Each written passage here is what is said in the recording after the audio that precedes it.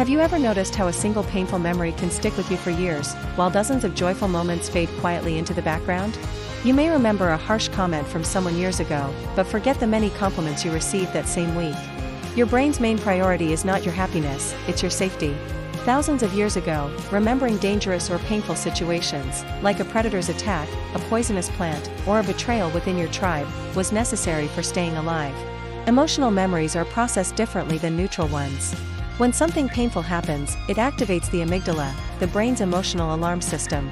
The amygdala then sends signals to other brain regions, especially the hippocampus, which is responsible for forming memories. This emotional charge makes the painful event more deeply encoded. It's as if your brain is saying, "This is important, don't forget it."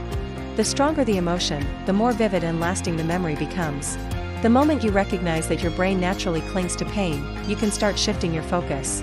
Practice intentional recall. Every night, take a moment to remember 3 good things that happened that day, no matter how small. Train your brain to notice joy, not just threats. Celebrate progress, not just perfection. When something kind happens, pause. Soak it in. Replay it. Write it down. The more you emotionally invest in positive memories, the stronger they become. And since painful experiences often involve intense emotions like fear, anger, shame, or heartbreak, they naturally become more memorable. If not, maybe it's time to let go. That doesn't mean pretending it didn't happen. It means no longer feeding it with your energy. You don't have to erase the pain, but you can choose not to live inside it. If your brain forgot those painful experiences, you are more likely to repeat them. It means your mind is doing its job, but sometimes, too well. The key is to train it, not to forget pain, but to make room for peace. Because there's beauty in your story, not just scars. And the more you practice giving attention to the good, the more your brain will learn that it, too, deserves to stay. We analyze it, question it, relive it. Painful moments often shape how we see ourselves. They influence our beliefs, our fears, our boundaries. A moment of rejection can create a fear of vulnerability. A betrayal can form a wall around your trust. These memories become part of your emotional blueprint. Your brain clings to them as a way to navigate future relationships and decisions. And even if that memory is no longer useful, your brain may still carry it, just in case. Because your mind would rather overprotect you than risk another wound. Each time we do, we reinforce the neural pathways connected to that memory. It's like carving a deeper groove in your brain. When we hold on too tightly to pain, we start to believe it defines us. We begin to expect it. We become cautious, guarded, and sometimes emotionally stuck. Our nervous system stays on high alert, and joy becomes something fleeting rather than familiar. But it doesn't have to be that way. Just because your brain prioritizes pain doesn't mean you're doomed to be ruled by it. The more you think about a painful event, the more accessible and vivid it becomes.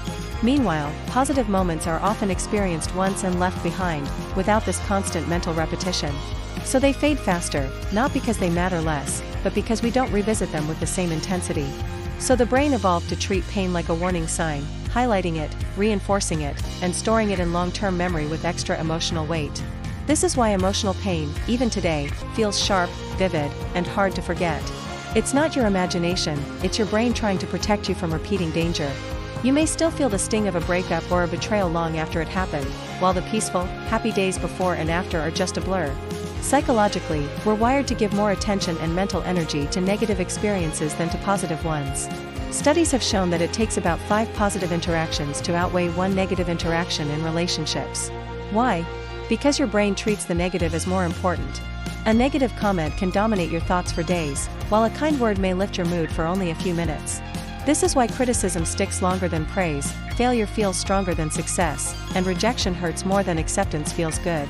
It's a built-in imbalance, designed to keep you alert to threats, but often hijacking your peace in everyday life. It's almost as if your brain is holding on to the hurt more tightly than the happiness. But why?